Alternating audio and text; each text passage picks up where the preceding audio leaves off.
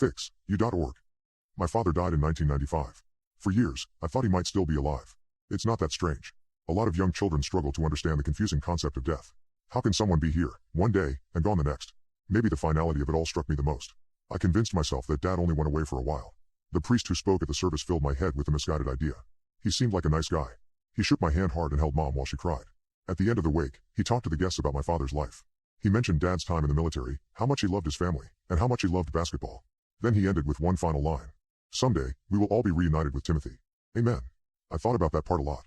In my baffled adolescent mind, something about the words made sense. Just in all the wrong ways. The whole experience never felt real. Dad had promised to take me to Disney for my 10th birthday. He promised to take me to a bar on my 21st. We had plans. Dad would come back, he always did. Who would walk my sister down the aisle? Who would be there at graduation? How could someone so crucial to my existence just disappear? I told myself the priest had to be right. Dad was around. We just needed to find a way to see him again.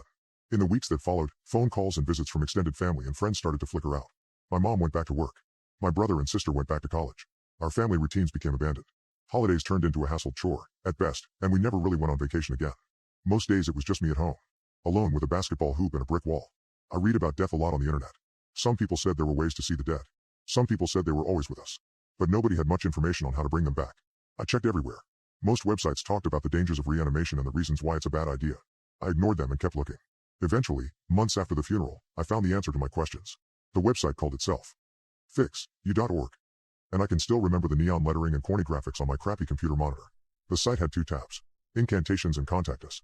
I clicked the former and waited about 20 minutes for it to load on our dial-up connection. Red text appeared after a moment. Fix.you employs both technology and spell work to enable communication between living souls and the dead.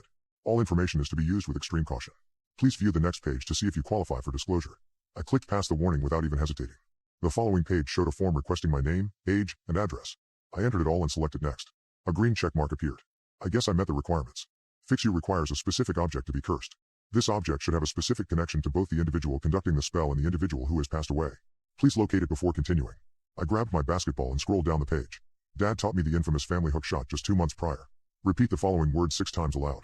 Hold the object and spin it once for every repetition. The phrase seemed to be Latin. I struggled through the pronunciation and did as told. It felt weird. But it was not like anybody was home to judge me. Search Lazarum. Disere Lazarum. Nothing happened. I repeated the phrase 6 times exactly. I searched for a non-existent next button on the website. Frustration built up like a powder keg. Now what? I shouted to my empty room. The website seemed to respond. I did not click anything. And yet, the page refreshed. That seemed pretty crazy to a young kid on the internet those days. A cartoonish genie with a word bubble is displayed on the screen. Tonight, you will dream about your loved one. Think about them as much as possible. Hold the object close. If the spell is done correctly, and the individual would like to communicate, you will make first contact in your dreams. I followed the instructions and tucked myself into bed at 9 o'clock. Excitement replaced frustration. I clutched the basketball harder than ever before. I thought about all of the best times with my father, at the park, at the mall, at the movies. That night, when I fell asleep, I did dream about him. I dreamed that Dad lived in a cabin somewhere out in the woods. I visited on a dark, rainy night, and he explained everything once we got inside. My mom and he had gotten into a fight. She just didn't want him around anymore. He had to hide from the government, and nobody could know where he lived. Death never even became a topic of conversation. It felt too ridiculous to even suggest. Dad sat right in front of me. I told him about the school, the upcoming summer, and everything that was going on in my life. He smiled and listened. He made me dinner. And then, as suddenly as the dream started, it ended. I woke up in a cold sweat and cried for an hour. The horrible teasing effect of the whole situation was the worst part. It seemed so real. He looked exactly the way I remembered.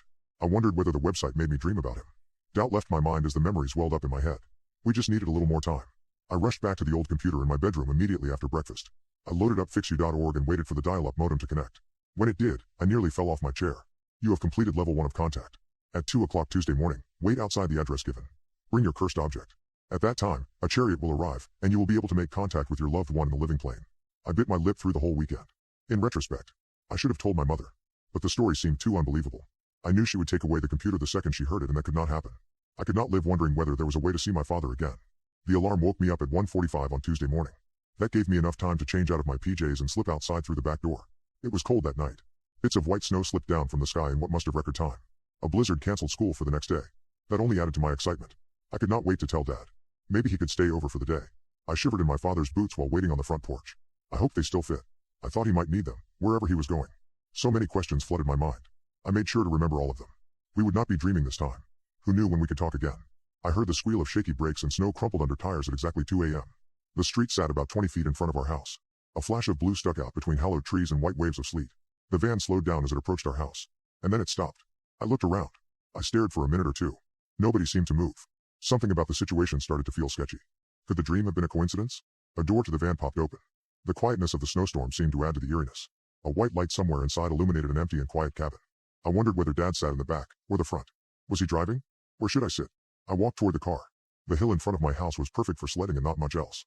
I slipped a couple of times going down. On the second or third tumble, I heard another van door open. Then my mother's shrill voice pierced the night. Matthew. Oh my God. No. Matthew. Get back in this house. Now. Now. The next few moments were a shock to all parties involved. The white light turned off inside the van. The door slammed shut. The driver slid down the street like a burglar leaving a crime scene at the sight of my mother flying out of the house and screaming like a banshee. After yelling, screaming, cursing, and calling the police, she finally asked me what the hell happened.